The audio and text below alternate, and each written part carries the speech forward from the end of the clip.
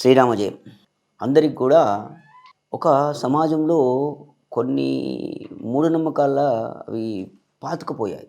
ఆ మూఢనమ్మకాల్లో పాతుకుపోయిన దాంట్లో కొన్ని దశమహా విద్యల్లో ముఖ్యమైనటువంటిది ఒక రేణుకా ఎల్లమ్మ అనే విద్య కూడా ఒక మూఢనమ్మకంగా పాతుకుపోయింది. రేణుకా ఎల్లమ్మను కొలిచే విధానం అనేది పూర్వం చేసే విధానం అంతా కూడా ఒక ట్రాక్ తప్పినట్టు నేను చాలా ఊర్లలో నేను గమనించాను.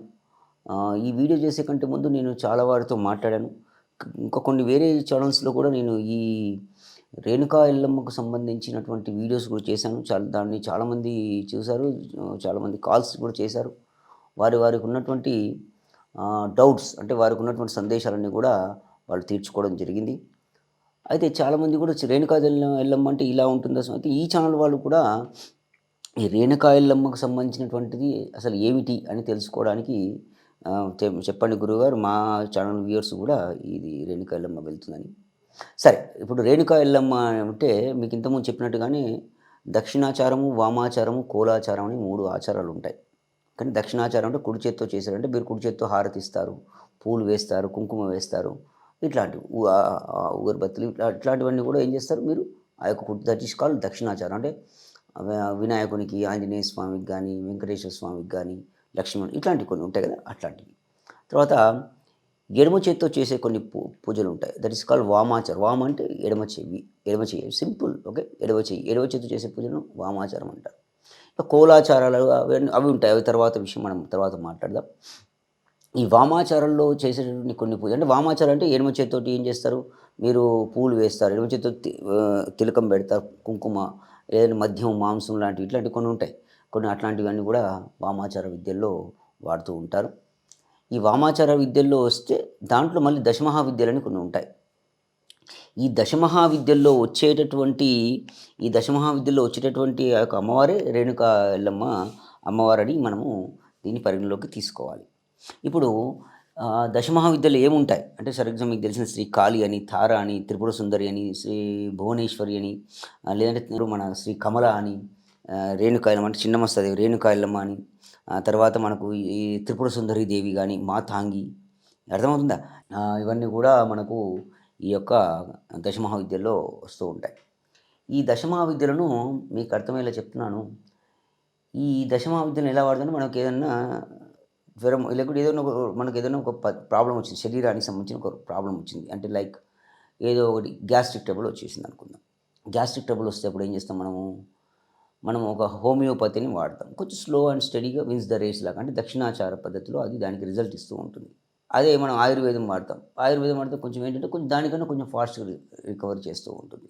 అదేవిధంగా మనము ఇంకా ఇమ్మీడియట్ రిఫర్ అంటే మన పెంటాప్రోజాల్ అని కొన్ని కాంబినేషన్స్ ఇస్తూ ఉంటారు డాక్టర్స్. ఓమోప్రోజాల్, పెంటాప్రోజాల్, డోమోప్రోజాల్ ఇట్లాంటి కొన్ని కాంబినేషన్స్ కూడుకున్నట్టు కొన్ని టాబ్లెట్స్ అనేవి మార్కెట్లో ఉన్నాయి.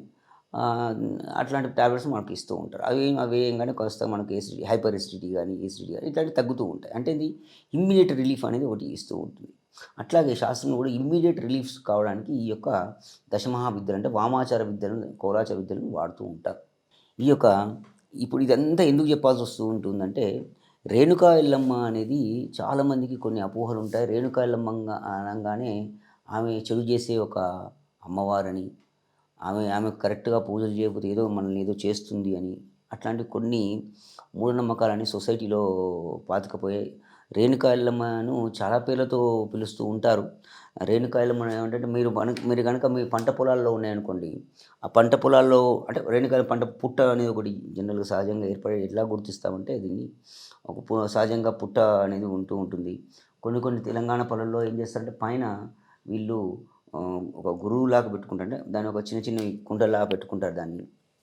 పెట్టుకొని పైన మన గవ్వలతో చేసినటువంటి ఒక కొరడా లాంటిది ఒకటి పెట్టుకుంటారు ఇంటికి వేలాడదీసి. చాలామందికి పూర్వీకులు ఇలా ఉంటాయని కూడా వాళ్ళకి తెలియదు. ఇప్పుడేదో రేణుకా ఎల్లమ్మ అంటూ ఉన్నాం కానీ ఇవన్నీ రేణుకా ఎల్లమ్మ యొక్క ఆయుధాలు, శక్తులు. సో, అట్లాంటివి పెడుతూ ఉంటారు.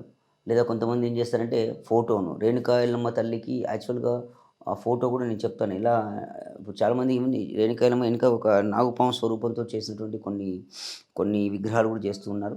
అలాంటివన్నా కూడా రేణుకా ఎల్లమ్మ ఒక విగ్రహం ఎలా ఉంటుంది, వెనక బాణాలుంటాయి.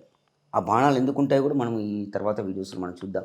అలాంటివి రేణుకా ఎల్లమ్మను చూసేటువంటి విధానం కానీ, అదేవిధంగా మీరు ఫర్ ఎగ్జాంపుల్ బ్రాహ్మణులు కూడా కొంతమంది కొలుస్తూ ఉంటారు. అంటే నైవేద్యాల ప్రకారం. కొన్ని ఏరియాలో నేను చూసాను, నేను వెళ్ళి గమనించాను. కొంతమంది నేను చెప్పాను కూడా ఊర్లో పెద్దలకు. "ఏమయ్యా ఈ ఆటలు కోసుడు ఈ సంప్రదాయం?" "లేదయ్యా మాకు వెనకటి నుంచి సంప్రదాయం." అయితే ఆ ఏనుకాళ్ళ మీద ఉండే ఆహారం అనేది ఆ విధంగా నాన్ వెజ్ రూపంలో ఇచ్చే గొర్రెలను కోయడం ఇట్లాంటివన్నీ కూడా దానికి ఒక పద్ధతి ఉంటుంది. అంటే రేణుకా ఎల్లమ్మను ఇంతకుముందు చెప్పాను 2 రకాలుగా వాడుకోవచ్చు. మంచి శాంతానికి అంటే శక్తిని పెంపొందించుకోవడానికి వాడేది ఒక పద్ధతి. రెండవది శత్రువులను నాశనం చేయాలన్నా, శత్రువులను ఎవరినైనా ఇబ్బంది పెట్టాలన్నా రేణుకా ఎల్లమ్మ తల్లి ఇంకొక కోణం ఉంటుంది. నేను ఈ మధ్య కాలంలో 'పొలిమేర వన్ పొలిమేర' అని సినిమా తీశారు. సినిమా వచ్చింది. నేను ఆ సినిమా మీకు చూసే ఉంటారు తెలుగు ప్రేక్షకులకు. చూసే ఉంటే దాంట్లో కూడా ఈ రేణుకా ఎల్లమ్మను చూశారు. ఆ హీరో అతను వెళ్లి ఒక మంటపై కూర్చొని ఇలాంటివి చేస్తూ ఉంటారు. అంటే ఆ విధంగా కూడా రేణుకా ఎల్లమ్మను వాడతారు. అంతేగాని ఆ విధంగా వాడేదానికి రేణుకా ఎల్లమ్మ అదొక పద్ధతి ఉంటుంది. చాలా జాగ్రత్తగా వినాలి. అంతేగాని అన్నిటికి మీరు ఈ యొక్క జంతు బలి చేస్తానంటే తప్పది రేణుకాయలు. మీరు కామాఖ్యకి వెళ్తారు. కామాఖ్యకి వెళ్తే అక్కడ ఆమెకు తగ్గట్టుగా చేస్తారు. కానీ రేణుకా ఎల్లమ్మ ఆమె సబ్జెక్ట్ డిఫరెంట్. రేణుకా ఎల్లమ్మను ఒక పద్ధతి ప్రకారంగా చేసే పూజ విధానాలుంటాయి. ఆమెను అలా పిచ్చి పిచ్చిగా చేయడం చాలా తప్పు. ఇప్పుడు బ్రాహ్మణ ఎల్లమ్మకు రూపం వేరే ఉంటుంది. అది మీకు చూస్తాను కొంత ఇళ్ళల్లో ఉన్నాయి. అవి ఫోటోస్ కూడా ఉన్నాయి నా దగ్గర. ఆ ఆకారం ఎలా ఉంటుంది. తర్వాత ఇంతకుముందు చెప్పినట్టు ఆ పొలిమేర అవి నగ్న ఎల్లమ్మలు అంటారు వాటిని. ఏమంటారు? నగ్న ఎల్లమ్మలు, మావురాళ్ళ ఎల్లమ్మ, నగ్న ఎల్లమ్మలు అంటారు వాటిని. ఆ నగ్న ఎల్లమ్మను కొలిచే విధానాలు వేరే ఉంటాయి. తర్వాత మీకిప్పుడు మనం జోగులాంబ వెళ్తాం. జోగులాంబ ఎల్లమ్మ ఓకేనా? తర్వాత మీరిప్పుడు మన హైదరాబాద్‌లో బల్కంపేట ఉంటుంది. బల్కంపేట ఎల్లమ్మ అంటే ప్రాంతాన్ని బట్టి పేరొచ్చింది గానీ, ఆ ఎల్లమ్మ పేరు ప్రాంతాన్ని బట్టి వచ్చిన పేర్లనేది దానికి బల్కంపేట అనేది ఒక ప్రాంతం అది. ఎల్లమ్మ శక్తి వేరు, అక్కడ ఉన్నట్టు శక్తి వేరు. అది చాలా మంచి టెంపుల్. చాలా మంచి శక్తి ఉన్నటువంటి అమ్మవారి గురించి కూడా మనం తర్వాత చూద్దాం వీడియోలో. ఇట్లా అమ్మవారికి సంబంధించినటువంటి విధానాలు ఉంటాయి. అయితే ఈ రేణుకా ఎల్లమ్మకు సంబంధించి ఒక చిన్న విషయం చెప్పాలి. రేణుకా ఎల్లమ్మ చెడు చేసే దేవత కాదు. మీరు ఎక్కడైనా ఊర్లలో వెనకటికి ఎరుకల ఎల్లమ్మ అని ఉంటుంది. ఎరుకల ఎల్లమ్మ అంటే ఎరుక చెప్తాం, సోది చెప్తాం అని వస్తారు కదా! వాళ్ళు కొలిచేది కూడా రేణుకా ఎల్లమ్మ. తర్వాత శిఖండి విద్యల్లో వాడేది కూడా రేణుకా ఎల్లమ్మ. శిఖండి విద్యలంటే మనం ఇప్పుడు ఉన్నారు కదా!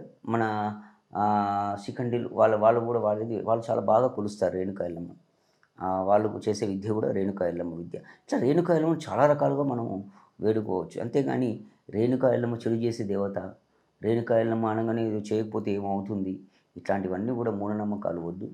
అండ్ ముఖ్యంగా రేణుకా ఎల్లమ్మ సంప్రదాయాలు ఏంటంటే మీకు అత్తగారి సంప్రదాయం నుంచి వస్తాయి. వివాహం అయిన తర్వాత అత్తగారి సంప్రదాయం వస్తే ఒకవేళ అత్తగారు గనుక రేణుకా ఎల్లమ్మను కొలుస్తూ ఉన్నారు అంటే మీరు అది కొంచెం ఆ సాంప్రదాయాన్ని చేయడం అనేది మంచిది. కొంతమందికి నాటకపోయే రేణుకా ఎల్లమ్మ కరెక్ట్ చేయలేకపోవడం మాకు ఈ విధంగా ఏర్పడుతుంది. మాకు ఏ పని ముందరికి అవ్వట్లేదు. మాకు అసలు ఏది కలిసి రావట్లేదు. డబ్బులు ముఖ్యంగా ఇట్లా అవుతుంది స్వామి, ఆరోగ్యాలు ఇట్లా అవుతున్నాయి అని అనుకుంటూ ఉంటారు. దయచేసి అలాంటివి ఉండదు. దానికి జాతకంలో ఉన్నటువంటి ప్రాబ్లమ్స్ వేరే ఉండొచ్చు. అంతేగాని రేణుకా ఎల్లమ్మ మీకు చెడు చేస్తుందంటే మాత్రం నాకు తెలిసినటువంటి as of my rich experience అంటే నాకున్నటువంటి ఇంతటి అనుభవంలో నేనెప్పుడు అట్లాంటివి చూడలేదు. చాలా తక్కువ కేసెస్‌లో చూశాను. సో, ఇట్లాంటివి. ఇంకా ఇంకా రేణుకా ఎల్లమ్మ గురించి చెప్పుకుంటూ వెళ్తే, అయ్యా మరి రేణుకా ఎల్లమ్మను మనం కొలిచే విధానం మేమేదో చేస్తాము. అలా కాదు. రేణుకా ఎల్లమ్మ మూలమంత్రం ఉంటుంది. ఆ అమ్మను కొలుచుకునే శక్తిని మీ లోపల తీసుకోవడానికి అంటే శక్తిని మీరు ఉపాసనలు అంటాం వాటిని. చేసుకోవడానికి ఒక పద్ధతులుంటాయి. దాని మూలమంటే మనం నెక్స్ట్ వీడియోస్‌లో మనం రేణుకా ఎల్లమ్మను విశిష్టత ఇప్పుడు మనం ఏంటి? దాన్ని ఏ విధంగా మనం కొలుచుకోవాలి? మూలమంత్రాలేంటో మనం ఈ యొక్క నెక్స్ట్ వీడియోస్‌లో మనం చూద్దాం. ఇప్పుడు ఇదంతా కూడా మీకు చెప్పినంత కూడా ఒక సత్యనారాయణ రామాయణం కథలా చెప్పాను. ఇప్పుడు మనకి నెక్స్ట్ మాట్లాడే వీడియోస్‌లో ఇవంతా ఇప్పుడు చెప్పినటువంటి విషయాలన్నీ దాంట్లో మీకు అవసరమవుతాయి. కాబట్టి చాలా జాగ్రత్తగా ఈ యొక్క వీడియోను గమనించుకుంటూ వెళ్ళండి. అంతేగాని మూఢనమ్మకంగా దయచేసి అమ్మవారు వచ్చిందని చాలామంది ఏం చేస్తున్నారంటే వారి యొక్క శరీరాలను పాడు చేసుకుంటున్నారు.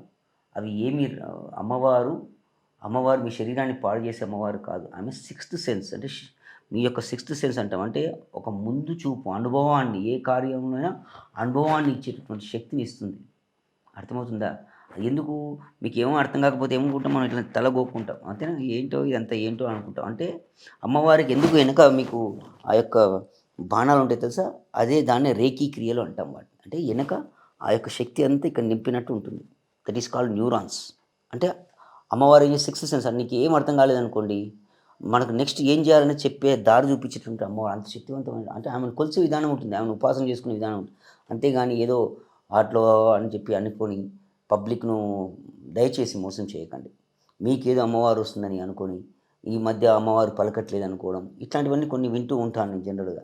దానికి కారణాలంటే మీరు కరెక్ట్‌గా అయినటువంటి ఉపాసన చేసుకోవాలి. ఇంకొకటి ముఖ్యంగా అమ్మవారు అందరికీ కృప ఇవ్వదు. దానికి సంబంధించి కొన్ని పద్ధతులున్నాయి. అంటే వాళ్ళు పుట్టిన గడియలు కొన్ని ఉంటాయి. కొన్ని పద్ధతులుంటాయి. అమ్మవారి ఉపాసనలు కూడా కొన్ని నక్షత్రాలు, కొన్ని పద్ధతులు కొన్ని ఉంటాయి. అవన్నీ గూడా మీరు మీ యొక్క జాతక పరిశీలన చేసుకోవాల్సిందే. కొంతమందికి ఎనకటికి జాతకాలు లేవు స్వామి మాకివ్వనంటే దానికి నేను చూచాయిగా చెప్పాల్సిందే. చూచాయిగా అంటే సుమారుగా చెప్పాల్సిందే. ఈ మధ్య కాలంలో నేను తరచుగా నాకొచ్చే ఫోన్ కాల్స్ గురువుగారు నాకు ఇట్లా అమ్మవారు వచ్చేది. నేను చెప్పేది ఈ మధ్య కాలం అసలు నాకు అమ్మవారు పలకట్లేదు. అసలు నాకేం అర్థం అవ్వట్లేదని. దానికి కారణాలేంటంటే మీరు కొలిచే విధానాలుంటాయి. అమ్మవారిని కొలిచే విధానం ఉంటాయి. ఎలా అంటే అలా ఏదో నోటికొచ్చినట్టు ఊ అని అట్లా కాదు. ఇదెలా అవుతుంది సమాజంలో ఒక మూఢనమ్మకంగా నాటుకుపోయిందండి. నేను చాలామంది మీరు నేనెలా అంటే మీకెలా చెప్పాలంటే నేను వేరే క్రితం ఛానెల్స్ చేశాను. చాలామందికి నేను ఎడ్యుకేట్ చేశాను. నాకున్న టైం రీత్యా ఎడ్యుకేట్ చేశాను. సో, ఈ వీడియో చేయడానికి కారణం గూడా ఆ క్వెషన్స్ అన్నిటికి కూడా ఒక రూపకల్పన చేయడం కోసం ప్రయత్నం చేస్తున్నాను. ఈ క్వెషన్స్ నేనిప్పుడు చేసిన వీడియోలో అన్ని పాయింట్స్ అన్నీ గూడా కలగాపులగంగా ఉంటాయి. కానీ ప్రతి ఒక్క పాయింట్ మీకు ఎక్కడో ఎవరికో ఆ పాయింట్ అనేది మీకు తగులుతూ ఉంటుంది. కాబట్టి ఈ యొక్క నెక్స్ట్ వీడియోలో మనం ఏం చేద్దాం రేణుకా ఎల్లమ్మ అంటే ఏమిటి? విశిష్టత ఏంటి? రేణుకా ఎల్లమ్మ అనేది ఏ విధంగా కొలవాలి అనేది మనం నెక్స్ట్ వీడియోలో మనం చూద్దాం. శ్రీరామ జయం.